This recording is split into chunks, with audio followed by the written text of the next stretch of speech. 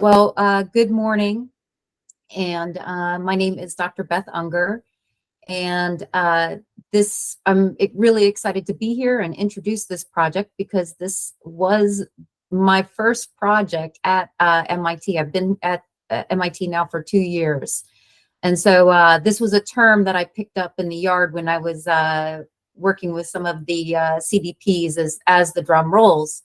And as we're thinking about how we can transform this role, we decided to come at this and have this comprehensive approach. But as this is a problem about recruitment and retention and productivity.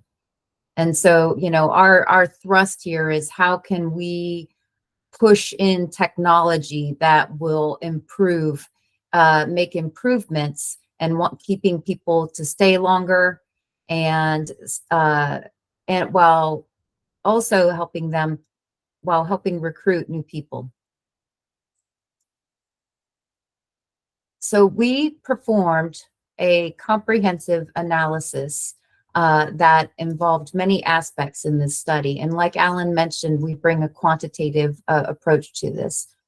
So one of the first things that we did was we analyzed over 36,000 deliveries, and we did this in order to identify opportunities for productivity.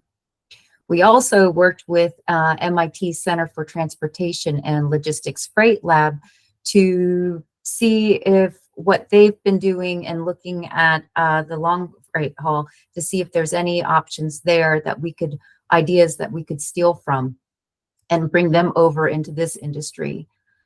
We interviewed CDPs, operation managers, nonprofits, and tech companies in order to gain a full understanding of the daily tasks and responsibilities for the CDPs and the positions and what technology is being employed at the moment. And the final thing that we did was we constructed a ready mix plant simulator that enabled us to estimate the value of increasing the recruitment pool and increasing retention rates. And I want to also mention at this point, the thrust behind this study was to really gain an understanding of the CDP's tasks and responsibilities and look at ways technology can lead to improvements in job satisfaction. So we did not explore topics such as wages, even though that is very important. And so when we looked at the 36,000 deliveries, and we look at some of the events that happen over a delivery and the amount of time, we wanted to see where there could be opportunities in productivity gains. And so the delivery characteristics for what we had was, on average, a CDP made 3.1 deliveries a day, and the average duration was 120 minutes. And this data set, by the way, is from Massachusetts. And so when we think about, just a frictionless way to have an increase in improvement, is we can start to think about, well, how can we increase daily deliveries from 3.1 to 3.5 a day? Is there a way to shorten the delivery duration from 120 minutes to 108 minutes? And the reason why that 10% vacancy, why that is important to know, is just because the national vacancy rate is around 10%. And so we wanted to just see, what make some simple calculations. And so, so for example, when they're when they're about to wash and they're leaving, that's a 15-minute time. So is there a way to reduce that? So when we built the simulator plant, and also it's important to know that this is a plant that we built, it's our numbers, but it can be, used as a calculator to, if you wanted to enter your numbers, that's coming. So, so in this simulator, like I said, we wanted to estimate the value of recruiting more and increasing retention. So for our ready mix plant, we assumed that we had 50 trucks, that we were hiring 17 CDPs a year, that 7 of them were leaving, and we also considered the loads delivered per week. The other thing that's unique about our simulator, that's not presented on the slides, but I'll just mention, is that what we did take into account is the different types of level of experience for each CDP. So a new hire would be delivering less than someone, a new hire who does not have a CDP, who does not have a CDL or ready mix experience, versus someone who has a CDL and no ready mix experience, or a person who has a CDL and ready mix. So their ramp up time is different, and that's was something that was taken into account. So we had direct costs, wages, training costs, and HR, and then our indirect costs, revenue loss from idle trucks, and then the revenue loss from reduced CDP productivity that relates to the different types of hires. And so what also inspired us to do this is that when we were conducting the interviews, especially for the smaller companies, they were able to estimate, the cost of losing a CDP, but it didn't seem like there was a tool in place that was really measuring this and giving us this idea. So we wanted to look at this and build this simulator to look at, what happens when you retain more, when your retention rates increase and your recruitment. So these are results. So if you recall, so if you look at the bottom here, and these are the average numbers of hires. And so if you recall in the previous slide, I said that we were on average hiring 17 CDPs per year. And on the left-hand side, you can see that's the normalized annual hiring cost, or the percentage of annual net revenue.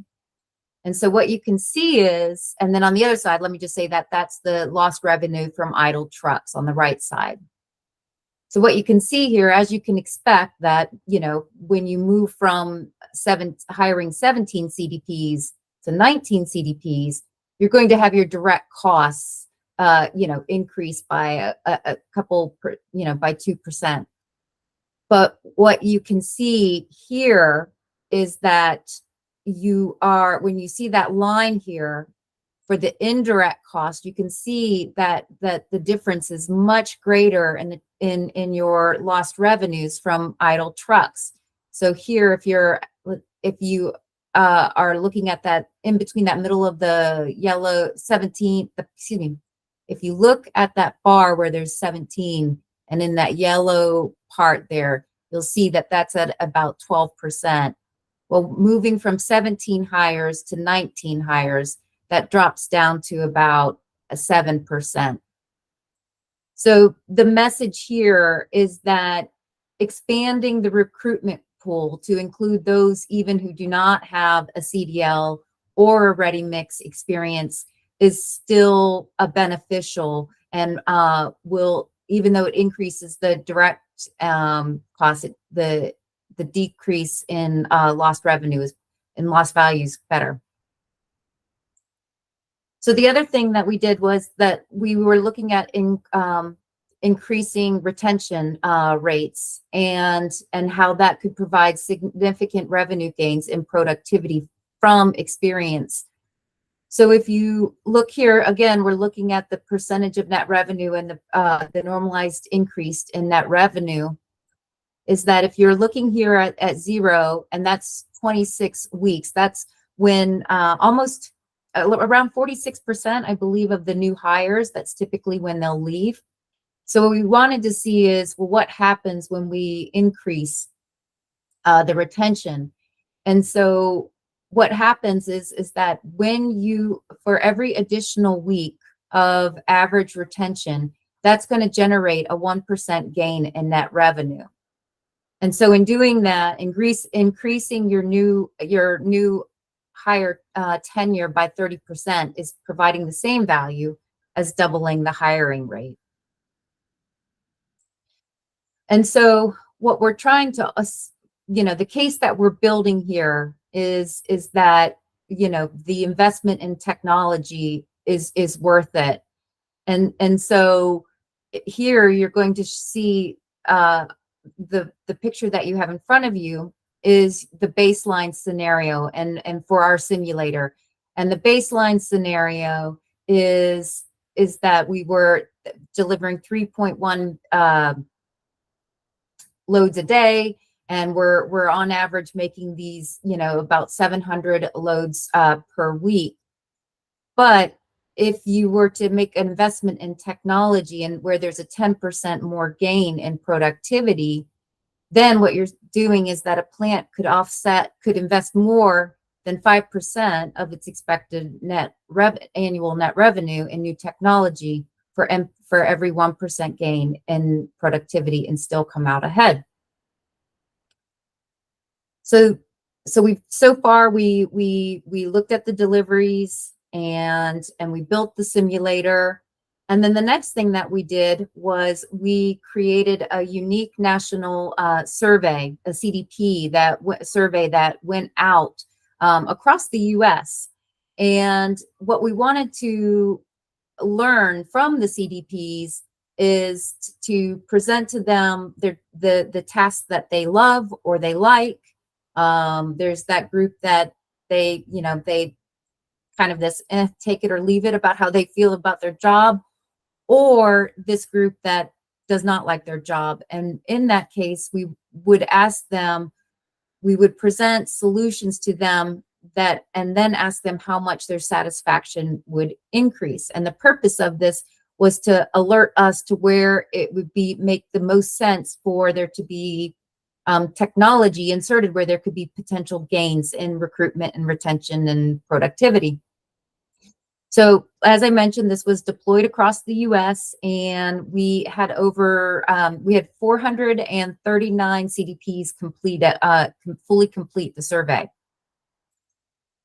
So one of the things that we wanted to look at was, we said, we asked them to select the 5 things that contribute the most dissatisfaction to their job. And there's 3 key categories that stood out to us. Of course, this is just validating what you already know, which is, this inconsistent scheduling, but also break times are inadequate. So, when I was riding around in a truck, that meant sitting in a truck that's where we took a break, or, the break rooms themselves were, I guess from my perspective, not very comfortable, but maybe. And the second category was management. And not CDPs not feeling like their performance is recognized, responsiveness of management, and also camera monitoring, but that can also exonerate them. And then the physical requirements of the job, the getting up and, getting in and out of the truck and assembling the chutes, especially as, if you're an older CDP, that can lead to a lot of injuries. And so, as I mentioned, what we did was, for every item that they said, this brings me dissatisfaction, then we would present a solution. And so this is just an example of how much their satisfaction would increase if they had more if they had more control over their daily start and stop times. So here you can see that, there's these in this column here at the top where it says significantly, those different colors represent the tenure for the CDPs. And what really is standing out here, it doesn't matter how long the person has been there, whether it's been 10 years or less than 6 months, everyone, most of those who reported, which is over 30, said that their satisfaction would increase significantly. So the next thing is that we wanted to think about, since we can't talk to people who would potentially be considering becoming a CDP, the next best thing is to think about what's happening in the first year for CDPs.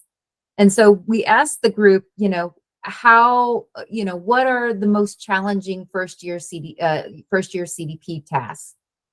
And so one of the things that we learned, driving off road and placing concrete for more challenging pours.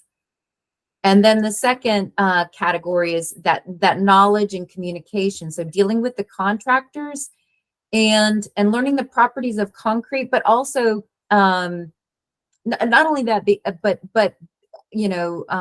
water usage, and when they arrive, and utilizing, not running out of water in between pours, and so that was something that stood out from the survey. So when we, just coming back and thinking about these responses from the CDPs, that underscores and tells us where we need to prioritize efforts. And so in terms of those things that are bringing the greatest dissatisfaction, there was scheduling, management, those physical requirements. And then for your new candidates, for the new CDPs, the learning the properties of concrete, the challenging placements, and dealing with contractors and off-road driving. So as I mentioned, this was a comprehensive study. So to put a bow on top of it, we had a workshop, and we wanted to get feedback from the stakeholders, from people, companies that are creating technological solutions, but also the producers. And so what we wanted to do is learn from everyone. And so, they all, it was, of course, it's unanimous that, that we do need to collaborate and create long-term solutions. Another thing that stood out too was the perception of a limited career pathway, which this is also impeding retention and recruitment rates, which those things were not discovered during the survey. And so that was something that came out new. So when we take all of those things together, we are able to build a portfolio of recommendations. But again, our thrust is really wanting to utilize technology to alleviate some of these problems. So this is where I'm going to pass the baton to Liz, and she's going to take a deep dive into those recommendations. All right, hopefully you all can hear me. Good afternoon, or no, good morning. Good morning. It's almost lunchtime here in Boston. But thank you so much, Beth, for sharing the methods and results of this study. We are certainly excited to share our team's recommendations based on these findings. In our cost and productivity analysis that Beth presented shows us the value of recruitment, retention, and productivity.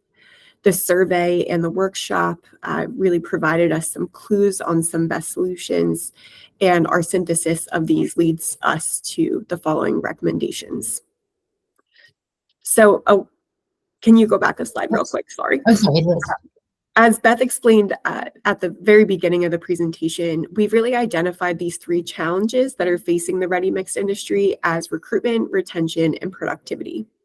So over the next few slides, I'll discuss some potential solutions for addressing these challenges that fall into the 6 categories that are shown in the boxes.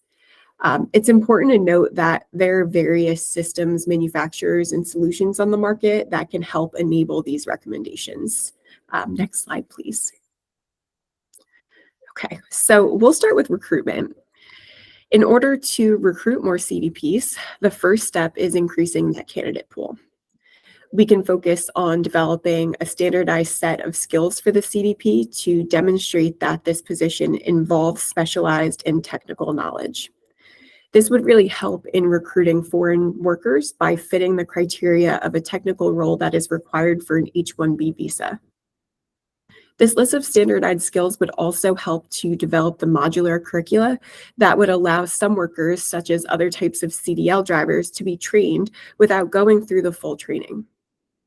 Finally, the skills list would also help to identify the skills that are common with other roles, and then we can really target those types of groups for hiring. Next, we could expand access to younger workers through developing new roles, such as creating a new position like the concrete delivery technician, or an internship program through partnership with concrete construction communities. So, for example, a concrete delivery technician could learn about those challenges that Beth mentioned previously, that on understanding the properties of concrete, providing customer service, while the CDP would be responsible for the driving component. The goal of creating this position would be to support the CDP and eventually move into a CDP role, really creating a career pathway for younger workers or workers without the ready mix experience. We used our cost simulation tool that Beth presented earlier to evaluate the economic feasibility of employing a concrete delivery technician to support new hires at selected job sites. And we found that if we were to introduce a technician role, this could increase training and ramp up speed while also increasing the average retention time of CDPs, and therefore results in cost savings. To recruit more women to the CDP role, we can learn from groups such as Women in Trucking on ways to improve the work-life balance, and we can identify opportunities to reduce the physical burden of the job with automation and other technologies. Reducing the physical nature of the job would also help with retaining the more senior CDPs for longer. Finally, we've learned from companies that developing a flexible part-time workforce has been successful in other industries and other jobs, such as firefighters, teachers, and even airport bus drivers. Other groups that we could tap into include veterans and those that were previously incarcerated. In addition to broadening the talent pool for recruitment, we have overall found that it would be really helpful to change the perception of the job. We know that the NRMCA has changed the position title to CDP instead of concrete mixer driver. However, we believe this is a change that all companies should take to help promote the highly skilled nature of this job. Companies can change the name in their job postings and in their general marketing. To improve some of the job tasks that CDPs dislike the most, more technology could also be adopted to help with the more rote tasks, such as washing the trucks or maneuvering the chutes. Next slide, please. So we have heard from companies that retaining CDPs is an even greater challenge than recruitment. Through interviews with many relevant stakeholders and through the survey of over 400 drivers, we found that it's vital to reduce first-year challenges since many drivers leave after a very short period of time, typically less than a year. We believe that it's important to continue to promote standardized high-quality training. For example, the NRMCA has CDP training courses that can greatly benefit all ready-mix companies. To be most effective, this training should emphasize training in tasks that first-year drivers find to be the most difficult, such as understanding those concrete properties or placing the concrete to help them be more confident and effective earlier on in the job. We would also recommend improving the learning outcomes from training by tapping into more hands-on training models like virtual reality. There's a star next to this one. We do think of this as more of a long-term solution. But we think virtual reality technologies can help to simulate driving scenarios to improve safety, help drivers experience challenging drive-in and placing scenarios, and learn about the concrete properties in a more hands-on manner. We've also learned that gamification of learning outcomes is effective for many companies and can improve the intrinsic motivation of CDPs. To retain more CDPs, we can enhance career-long engagement with CDPs. Our survey results showed that CDPs would like to be more involved in their scheduling, which would help to improve their job satisfaction. To do this, one idea is to create schedule bidding systems that would allow CDPs to have more autonomy in their schedule. And this could be one strategy that we could try to deploy. We've done some research and found that schedule bidding is effective in other industries like ride sharing and even nursing. More flexible scheduling has been helpful in retaining more senior employees for longer, helping to really retain that institutional knowledge that's so critical. We can also increase driver management engagement and strengthen driver recognition through automated data-driven CDP feedback, where CDPs are rewarded and given incentives based on performance. More recently, we've developed a partnership with Rocket Start, a gamification app for the ready mix industry, and have been working with different Rocket Start users. And we've started to collect some data and perform a preliminary analysis to understand how gamification can increase worker satisfaction. Across 7 companies, we found that after 1 year, retention increased by about 55% after implementation of gamification apps. In surveying CDPs that use gamification, several drivers wrote that they feel more engaged, recognized, and rewarded through using the app. In interviews with managers, they shared that gamification really promotes fun, healthy competition. It helps to improve productivity, and they explained that there's some drivers that pay their bills from the points that they've earned through the gamification app. We're continuing to work with the companies to collect additional data to really understand the effects over time and hope to share more about that study soon. Last but not least, I'm sure when all of you have applied for jobs, you wanted to understand the career pathway potential. This is important for CDPs too, especially younger workers. Helping to structure training to enable development for other concrete careers is critical in retaining workers that want to stay in the industry and really move up the ladder, as many CDPs indicated in our survey. Next slide, please. We know technology and data can help with recruitment and retainment, but it's also really helpful in improving CDP productivity. The analysis that Beth mentioned earlier of about 36,000 deliveries found that on average, a CDP takes 120 minutes to deliver a load of concrete. Reducing this time by only 12 minutes would significantly boost productivity and nearly alleviate the shortage issue. This gain in productivity would enable each CDP to deliver an average of 10% more loads of concrete per day. There are significant opportunities to achieve this level of productivity, such as increasing the use of automation for non-value added tasks, such as truck washing. Some vendors have suggested that an automated truck washer could reduce batch-to-batch cycle time by about 10 minutes. That 9% increase in productivity would provide a positive return on investment, as long as the investment was less than 50% of the annual expected net revenue. Another more long-term technology strategy is the use of augmented reality technology to improve efficiencies for CDPs by allowing them to practice different scenarios and get real-time feedback. I'm not sure if any of you have ever seen those, the goggles or the glasses that folks wear, and they can see in real time instructions or get feedback on improvement as they're performing a task. It's been used in the manufacturing world quite a bit. Finally, evaluation of data can also help to manage customer demand and shape the demand curve. We could use data to develop machine learning models that predict customer demand and CDP supply based on patterns over time, accounting for seasonality trends, etc. Surge pricing could then be applied, such as the surge pricing that's used in ride sharing.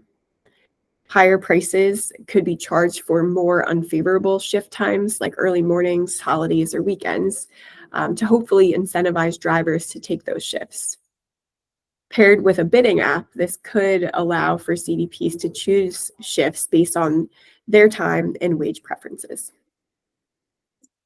Next slide, please. So today we have discussed quite a few short and long-term solutions based on our findings from interviews, literature review, a nationwide survey, and simulation models. We do believe there are opportunities for additional research and outreach in this area to improve this shortage. While we've proposed some new solutions like a bidding app, it would be useful to develop a proof of concept model to assess how this app would be applied and how it would perform in a ready mix company setting. We also believe that case study analysis and dissemination of those case studies across the industry could help demonstrate the effectiveness of emerging technologies like VR, AR, and gamification. And that's part of the reason we engaged in this gamification study that I mentioned, was to really understand for companies that are using the gamification app like Rocket Start, how is that impacting their recruitment, retention, and productivity? One of the biggest gaps that has made assessing this challenge more difficult is the lack of data on CDPs. Unlike other jobs that have had years of data collection in the Bureau of Labor Statistics databases, CDP data are much more scarce. We therefore think it would be really useful to develop a CDP data hub that would allow for more in-depth analysis. Beth presented on this simulation model of a CDP operation that helped us understand the value of investing in several possible solutions. But all these strategies require either investments or changes to operations. This model allows us to understand the value of making those changes. We believe further development of this tool could allow for the creation of a common platform to test the effects of different strategies on costs and productivity for operations of different sizes and locations. Understanding the value of those solutions is important for the industry and will require the industry working together. We would be happy to continue to support this type of effort and work with all of you on this type of analysis. We're also doing our best to raise the awareness of the CDP shortage and the benefits of this skilled occupation through engaging with media outlets and doing our best to publish peer-reviewed research papers. Last but not least, we think it would be helpful to keep the momentum moving from this research and engagement with industry by increasing the opportunities for CDP workforce communications. We enjoyed having the workshop at MIT with so many relevant stakeholders with a lot of great ideas for opportunities and even barriers for some of these solutions. We would invite continuing to host meetings to provide updates on workforce research and invite leading experts and industry speakers to share some of the insights and emerging solutions that are coming on the market. We also believe it would be helpful to develop a webinar series of experts and industry leaders to share potential strategies and keep the conversation moving forward. Despite the workforce challenges that are facing this industry, we believe that the short and long-term strategies that were discussed today can help in aid in recruiting more talent to the industry, retaining the current skilled CDPs that you already have, and improving the productivity and efficiency of operations. Thank you to the Concrete Advancement Foundation and the NRMCA for making this special project possible. We truly appreciate your time and look forward to any questions or discussion. I will also say on the bottom right of this slide, all of this work we wrote up into it is a little lengthy, a lengthy report with even more detail about these different analyses, the survey, with a lot more survey results embedded in the report. So if you are interested in seeing any more detail, please go ahead and follow the QR code or feel free to reach out to us with any questions. We'd be happy to discuss and share what we've learned. But thank you so much for your time.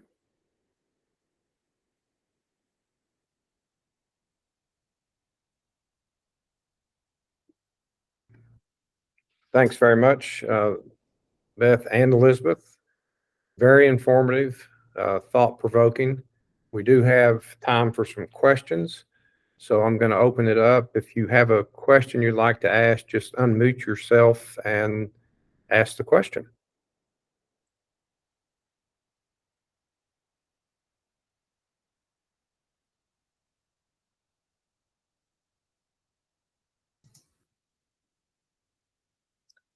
Maybe I'll have a question for the audience. We presented a lot. Was there anything that stood out that you found to be new or different, a new finding?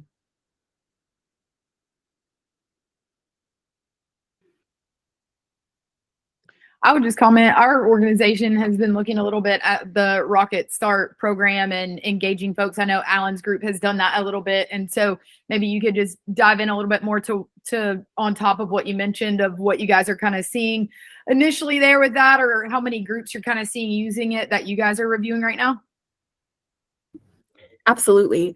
So we started, Beth and I actually met Manny, who runs Rocket Start, probably about 2 years ago now.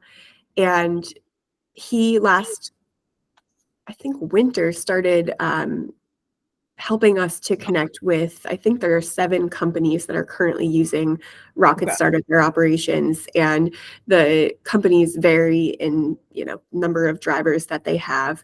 But what we've done is try to look at trends of before gamification apps were adopted at the company versus different time periods after the fact.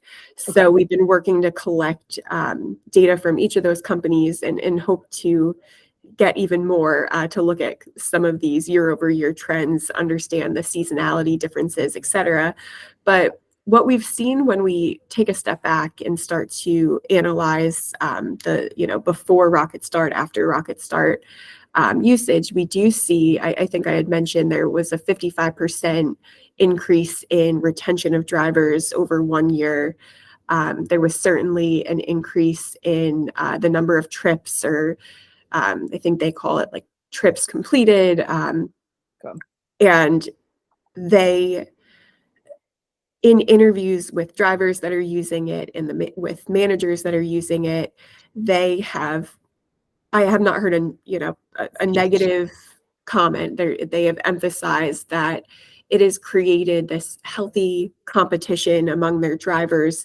They have this leaderboard that everyone gets really excited about. And, when I've poked on, well, are there any, implementation challenges with some maybe older drivers not really interested in using it? They said, even the older drivers, some of them had a hard time using the app at first, but then jumped in and were really excited to turn, all of their positive engagements at the company with different managers and their increase in productivity into different gift cards or, ways to pay their bills, as I indicated earlier. We are definitely hoping to get some more data so that we can really dive into understanding with some of the new companies that have deployed Rocket Start more recently. We've now been surveying them pre and post Rocket Start. So we're actually coming up on 6 months of some of those companies using it. So we had the chance to talk to their drivers right before they started using it, surveyed them, and now we're going to be able to look at that post 6 months. So we're really excited to, I think, share more information, both from a quantitative and qualitative assessment about how gamification is really motivating workers. Awesome. Thank you. I appreciate it. Yeah, of course. And just a quick comment, we're doing something that's slightly different. We are working with Manny at Rocket Start, but we've created a statewide game that we call Driver Dash, and it uses the Rocket Start platform. It's kind of Rocket Start Lite. There's a limited number of badges, but it's really a statewide competition. TCA, we're providing each of our member companies 5 free seats in the game, 5 licenses. So they can put 5 drivers in, no cost to them. They have to go through and do the setup. We've worked really hard to make that minimal, and I think we've succeeded. It's not a big time burden, but I traveled up to Clarksville yesterday to present the 2 winners from July, which happened to be at the same ready mix company. And, they're excited. I mean, it was fun for them. This particular company, other drivers are clamoring to get in because there's only 5. And here's, I think, a great indicator of success. The general manager told me yesterday, we're putting some more people in the game because they're already seeing it produce positive results. I would call it an engagement. Trucks are cleaner. People are paying more attention. It's all the things that Manny talks about when he talks about the power of gamification. So I think this is one of the exciting things that's really pretty easy to implement for anybody. And it makes coming to work more fun, more engaging. And there's probably some other folks of my generation, baby boomers, who are, sitting there, if they're listening, saying, well, work shouldn't be fun. Work is work. Yeah, I would say, you got to get over it. That's not why I've stayed here 27 years. I stay here because work is fun. I enjoy what I do. Why wouldn't we want to provide that across our entire workforce? And we can. It's not really, at the end of the day, it's not simple. It's going to take some work, but it absolutely can be done. And why wouldn't we? And what I love about your data is it points out the huge impact that retention has on productivity. So if you want to be the numbers, guru, hard guy, look at the numbers is what I would tell you.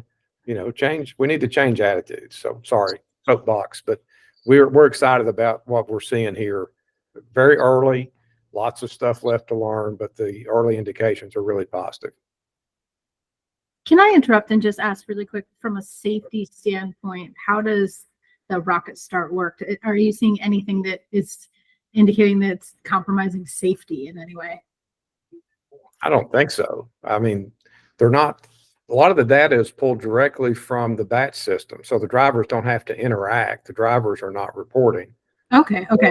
Yeah, Yeah. they're told to use the app outside of work hours. So, use it on your phone when you're not in the truck. Like they really try to emphasize that it should be a tool that you interact with while you're not driving. And so to encourage safety, I don't know how familiar you are, but they basically have a number of different badges that managers can give out to their drivers to earn points. And so they have a number of badges that are around, encouraging safer practices. And so a number of companies that I've spoken to have said that they've seen it, in addition to changes in recruitment retention from implementing the app, they've also seen improvements in safety as well. Fantastic. Thank you. Mm-hmm. All right. Other questions anybody might have?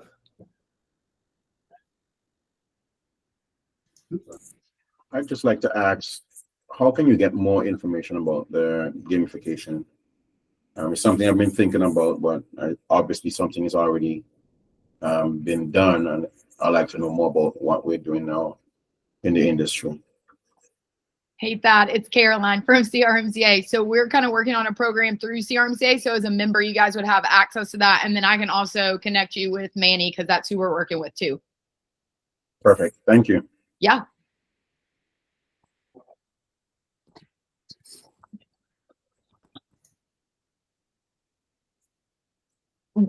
Truck washers. I'm curious to know, anyone on the call using truck washers? We actually have implemented one at one plant currently, and I don't know all the ins and outs or even how much it costs us to do that.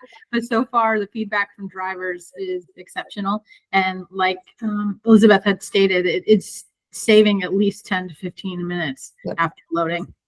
Yeah. No, that was, Alan, you were talking about gamification, gamification. It's this technology that exists and it's out there.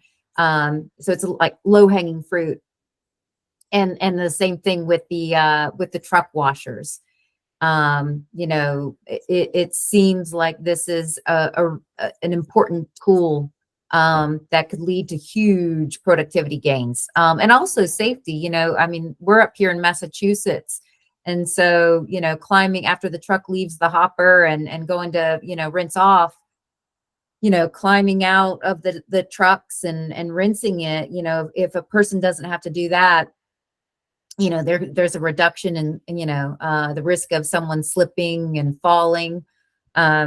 So and just the amount of time. So it seems a worthwhile investment.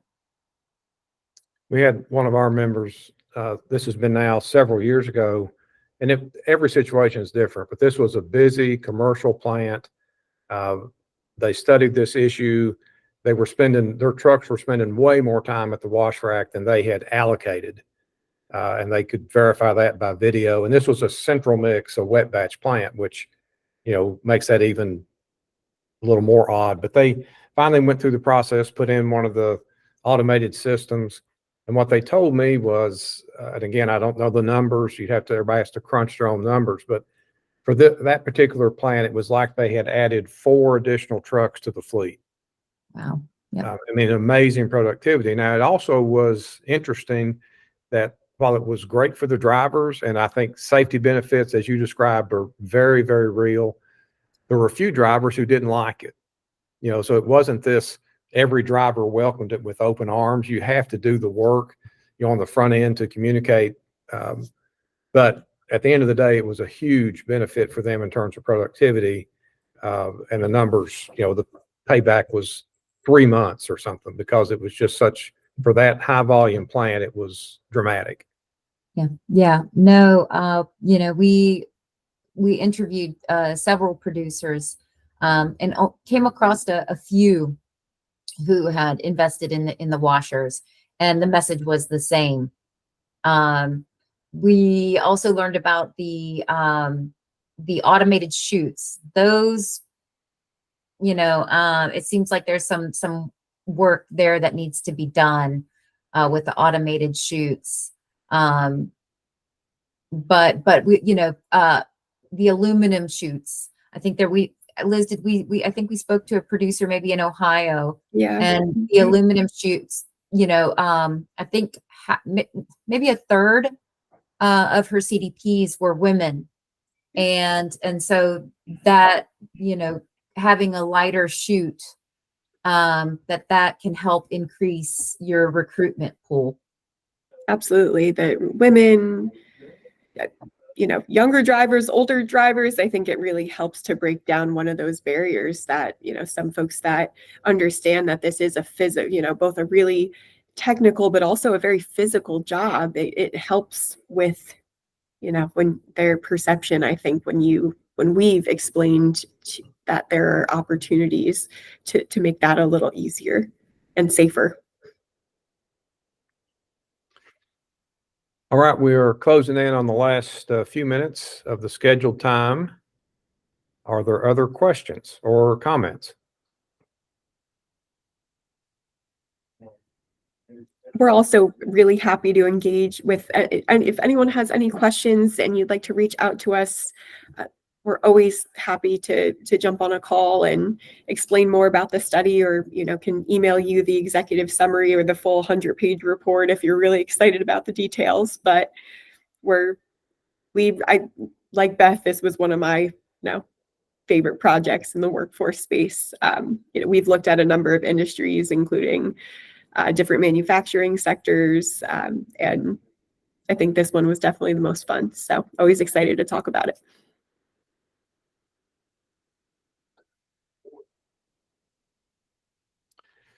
Well, if there are no other questions, I think we'll go ahead and wrap up.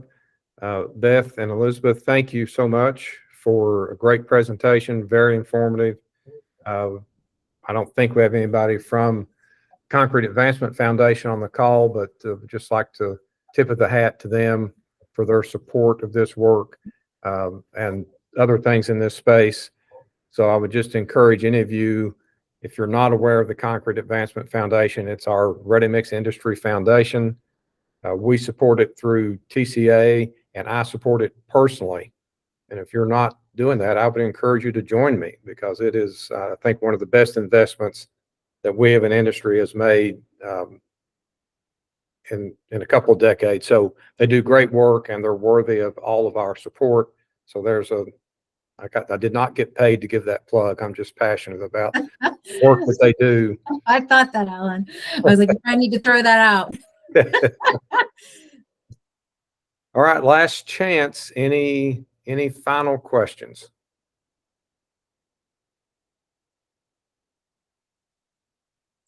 All right, thank you, everybody. We're going to give you back, looks like 7 minutes of your day if you had it scheduled out. Every minute's precious, right? So thank you for joining us, and we look forward to seeing you on a future Concrete Career Academy webinar Wednesday. Thank you. All right, thank you. Bye. All right, enjoy the rest of your day, everyone. Bye-bye.